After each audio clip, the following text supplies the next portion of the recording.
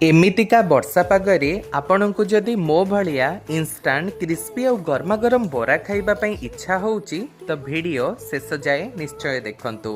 ए कथा कौन कि बाहर जो रेट्र वर्षा होउची मार्केट जाई बोरा किणी आनिबा संभव नुहे। ता छड़ा घरे को बिरी बटा अच्छी जे मु सांगे सांगे बनई देबी। तेणु किछि समय भाबिला परे गोटे आइडिया बाहर करली। कौन करिवे कहिले, गोटे कड़ारे गोटे कप पानी नेबे।